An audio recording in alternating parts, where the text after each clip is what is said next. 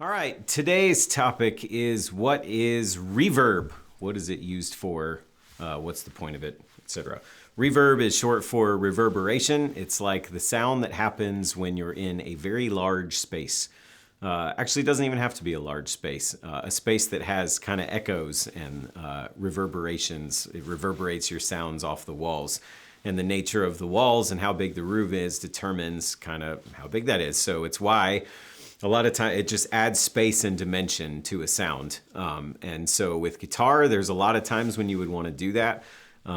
There's now, instead of, being limited to something physical, like it used to be that like an amp would have like a literal tank in it that had springs. It was called a spring reverb. And so it would live inside the amp. It was a physical thing that would create space and texture. And now there can be all kinds of computers and pedals and programs and software that do those things and simulate those spaces, plus like any other space that people could dream of. So it's a lot of times why it's used with vocals a lot of times. It's why the old joke goes that everybody sounds good if you're singing in the shower or in the bathroom, because a bathroom is usually a very reverb heavy space. Or like if you've ever sung in like a stairwell or like a church, like a cathedral, or like a big echoey hall, like symphony orchestra hall type places, all those places have different reverberation characteristics. And so typically it's when you want to add space. So if you're playing like driving like rock music, you probably don't want space in it. Like it's not the point of it. Or like metal music. There's so many subgenres now that there probably are instances of all those things where people would want reverb and want to add space. Worship music is a great example. That's one where the whole genre is defined by wanting to create atmosphere and space and like otherworldliness, which is why reverb and delay are used so heavily in that genre. And then you may have heard of like shoegaze before. That's a type of music that relies a lot on reverbs and delays also, just to create atmosphere and space. And so that's what it's for. So I just want to show you a few examples of that. It's not meant to be exhaustive by any means. And there's loads of different types of reverbs and algorithms, but you can at least sort of hear the difference of why you would use it for certain parts. So we got kind of a dry, clean guitar signal here.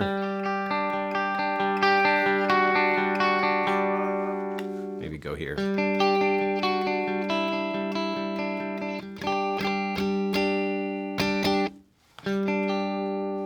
So if you're wanting to create something spacey, reverb's the perfect ticket. So you could add a little bit of space to it. I'm also running in stereo. I'm running 2 amps at once, 1 amp on either side coming out of each speaker or each headphone. If you're listening to that, you'll hear it much more pronounced. But effects like reverb and delay are awesome if with a stereo source, just because then it will send slightly different information to each one of your ears. And it just creates that much more sense of space, because every person has 2 ears and they think you process information in stereo. So like if I hear someone yelling over there, like this ear is going to tell me they're over there. And if like someone's yelling high pitched over here, I can hear the difference and I can kind of know where they are. That's just a little aside about stereo guitar. It's part of why I like it so much. And most of a lot of its awesomeness comes from either reverb or delay. So again, we go from a very clean, no space feeling sound to add a little space to it.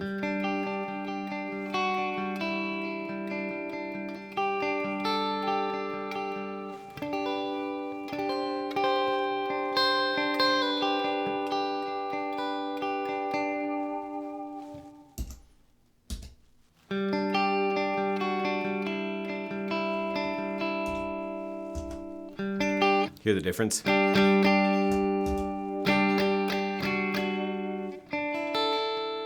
Really opens up the space and you can hear a lot more of what's going on.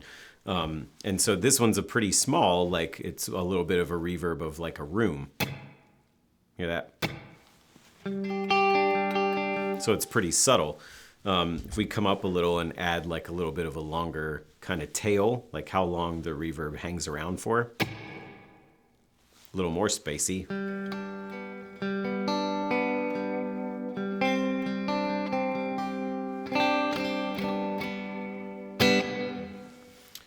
Let's go another one. This one's a little bit bigger sounding. Doesn't hang around long, but it's washy.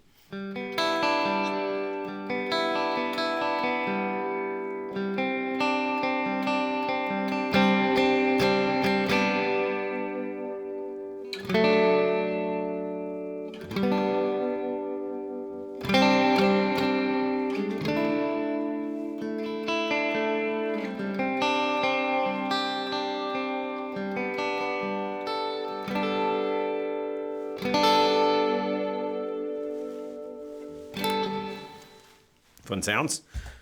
And here's another one that's got like a longer tail, but it's more in the background.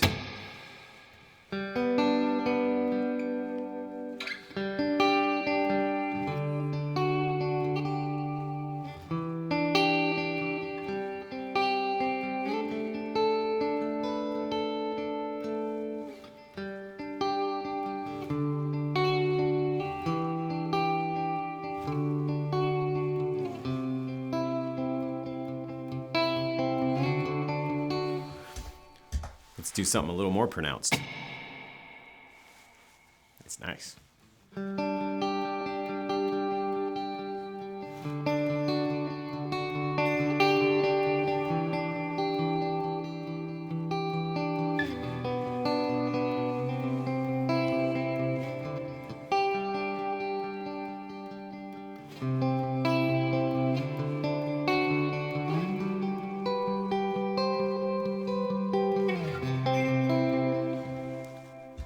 Maybe one level crazier.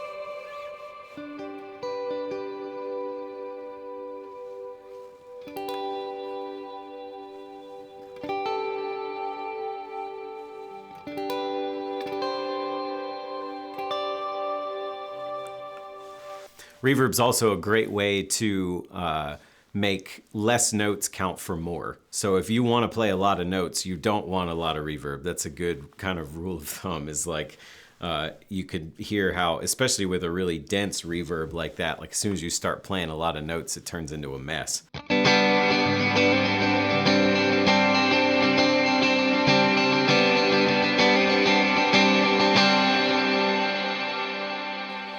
And again, even with that, it's not like there's any rules about the whole thing. Like music's awesome. You can just do whatever you want, just make up stuff. But, and so rules they're more like guidelines than rules anyway. But you get the idea.